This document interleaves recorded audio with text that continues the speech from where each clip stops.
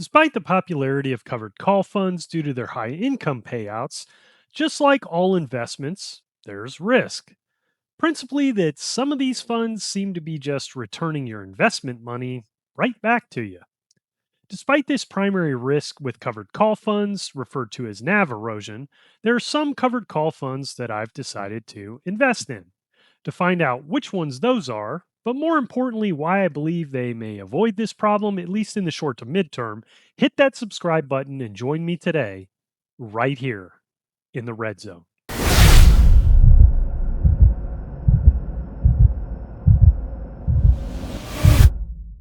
As you just saw, this channel is not financial advice. It's meant to get you to think a little bit more about what you're investing in and what you're hoping to achieve. The investments that I cover on this channel are relevant to my strategy, my investing timeline, and my own goals, which might coincide with yours or might be completely different. If you're new to the channel, I'm in what is referred to as the red zone, where I'm in the final decade prior to being able to retire, and therefore have begun my own planning along with selecting investments that will replace my W 2 paycheck. I also plan to retire prior to traditional retirement age, so I'll need to bridge until I'm able to collect sources of income like Social Security. A tactic to achieve this goal are covered call ETFs that, in summary, use options to generate income, often double or triple what you would expect to get from a US intermediate treasury at current rates. I reviewed covered call ETFs in general, along with their risks and downsides, in this video. In terms of my own selection of covered call ETFs, here's some of what I consider. First, I don't want to see any NAV erosion. In other words, I don't want to see the price of the fund declining due to its high dividend payout, and I especially don't want to see a price decline when its underlying index is rising rapidly. Second, I don't want it to get left completely behind either against a comparable index from a total return standpoint. Now, the majority of covered call funds won't keep up even when all dividends are reinvested. But if the total return is flat when the underlying index is rising, that's a red flag. Third, it's got to unlock income, particularly from an asset class that I want exposure into, maybe for diversification, that doesn't pay anything if I just held it on its own. In other words, the only way that I could get paid from some of these assets is if the price goes higher and then I had to sell it.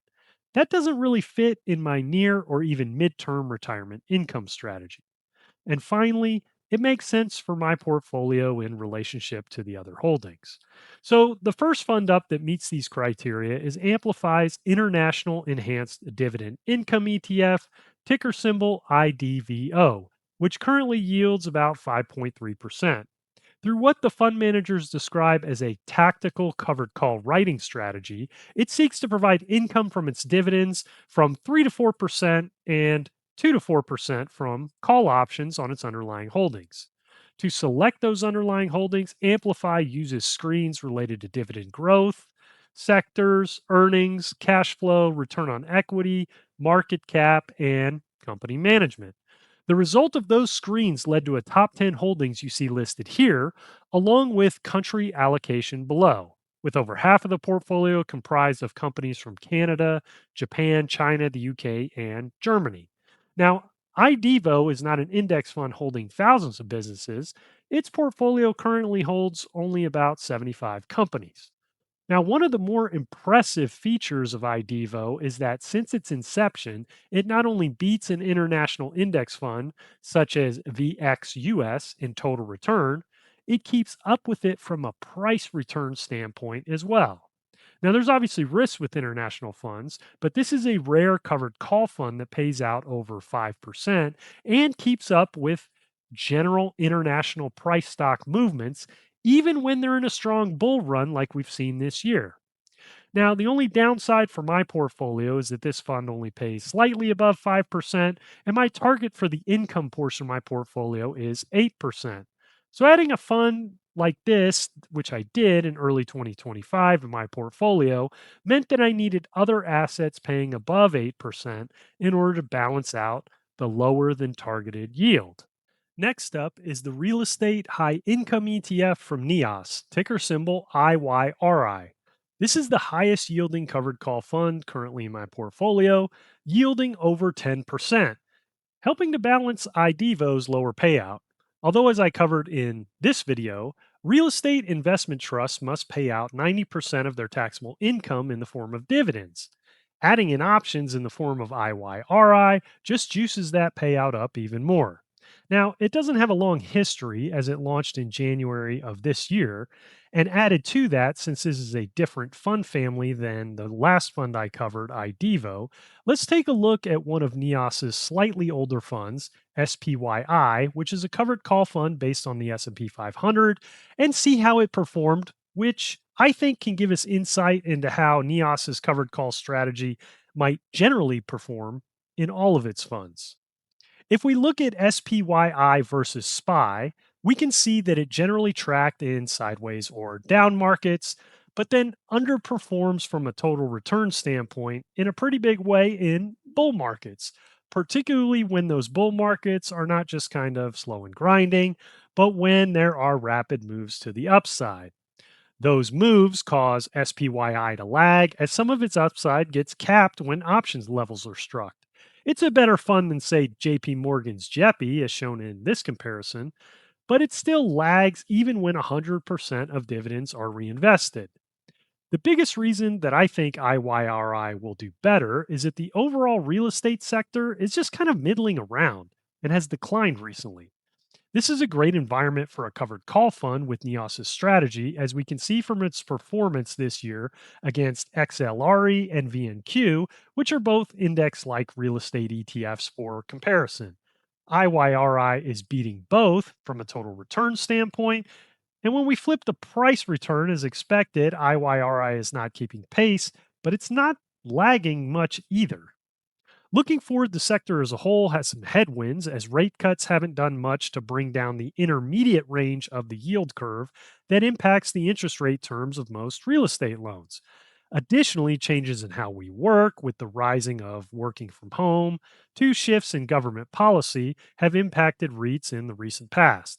Some analysts are even pointing to a potential significant downturn in the sector in 2026 that, frankly, many have been calling for since at least 2023, but a lot of that is tied to residential real estate. I'm not really bullish on real estate, but I'm not convinced its implosion is imminent either.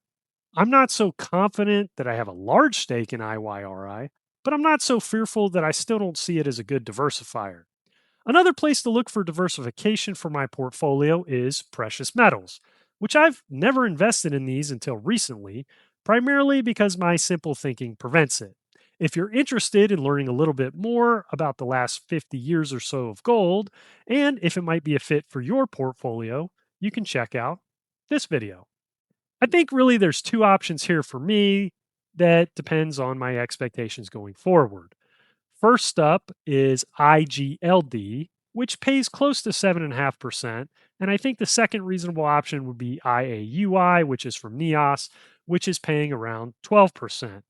If we look at both funds' performance against something like GLDM, since IUAI was launched 6 months ago, here's what we see.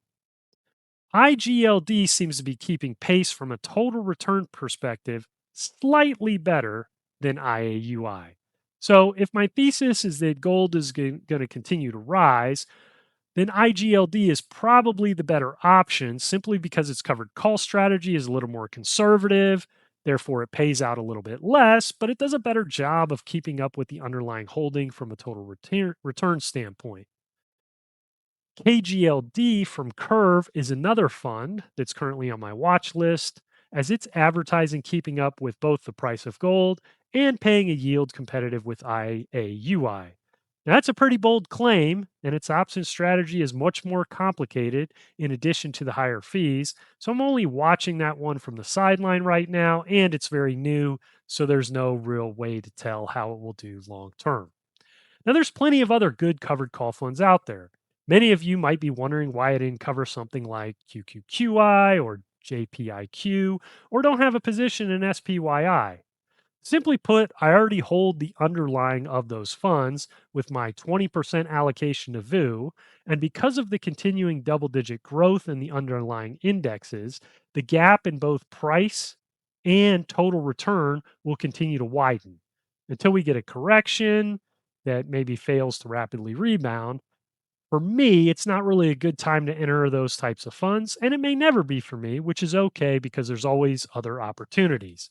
I feel generally the same about a fund from Amplify, DEVO, which is the US equivalent of IDVO, because I have a large allocation to SCHD and VU already.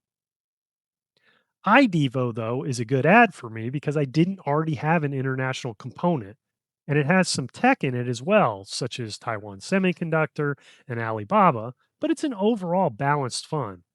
IYRI increases my exposure to real estate, diversing my portfolio because it's missing from SCHD, but it does so in a way where it's returning more in total return than its benchmarks because of the specific conditions in that sector.